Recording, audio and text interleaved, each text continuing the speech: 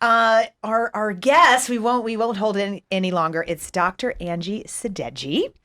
And what is the one food you should avoid for improving health? Dairy, especially cheese. The casein, protein, and saturated fats go into the GI tract and promote inflammation by helping the growth of inflammatory gut bacteria. This is a quote from our special guest today, and one I'm so excited to have on, Dr. Angie Sadeghi, a whole food plant-based gastroenterologist from Newport Beach, California. She even goes as far to say that in her 15 years of medical experience and all of her research, she has not found even one single reason why anybody should be consuming dairy. And what is Dr. Angie's ultimate goal? She says, I want to leave a legacy of a doctor who prevented disease in her patients using the mastery of combining integrative medicine rather than simply using pharmaceuticals. Well, she's certainly on her way to leaving a lasting impact. And today we're going to hear from Dr. Sadeghi about all of the uncomfortable conditions of the gut that could be reversed with a few simple changes to our diet, and how she transformed her own life, having previously suffered from health problems such as severe eczema, elevated cholesterol, fatigue, and even being overweight. And we may even get to hear her top reasons why everyone should see a plant-based doctor. So thank you, Dr. Angie, for being here. We're so stoked to have you. I've been excited about this one. Thank you for having me. It's my honor and pleasure. So. Okay. This is one of those that I think we could sit here for 3 hours, but we're going to try and do this in 45 minutes or something along those lines. Before we get into the gut, which we are going to go deep into today, I want everyone to know your journey, your story with going plant-based, because it's a powerful one. Absolutely. So as you guys know, during medical school, undergraduate medical school and residency training and even fellowship, the training is focused on diagnosing disease and treating disease and running diagnostics and pushing pills and pushing surgeries. And it's never about preventing disease. And so there's very little knowledge among all my peers in regards to nutrition and how to prevent disease. So I went through medical school and just basically traditionally got trained the same way most of my colleagues have been trained.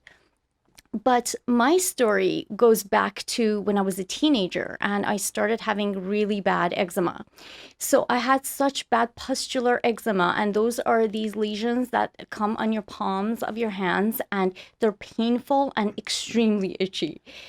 So I grew up scratching the heck out of my skin every single day.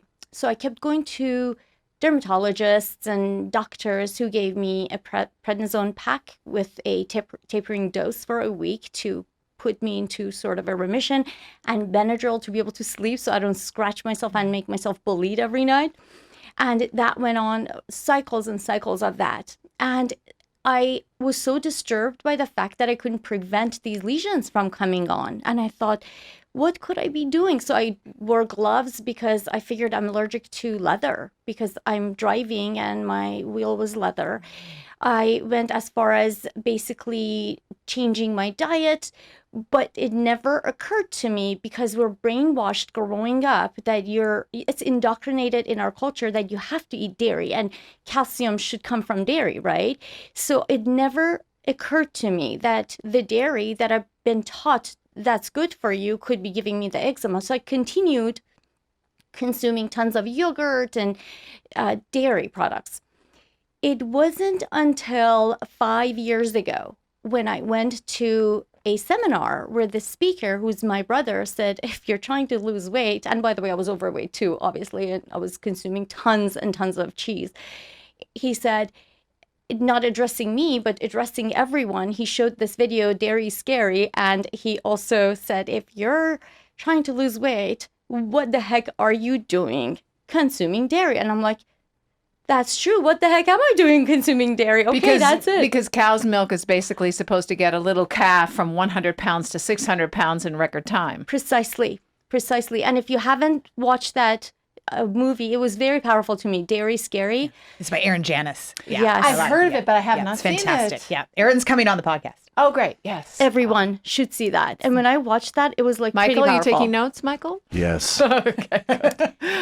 So as of that day, I stopped consuming dairy. And of course, I talked to my cousin who's a musician in Hollywood who's a vegan, and she knows I love animals, and I was a vegetarian for 15 years at that point.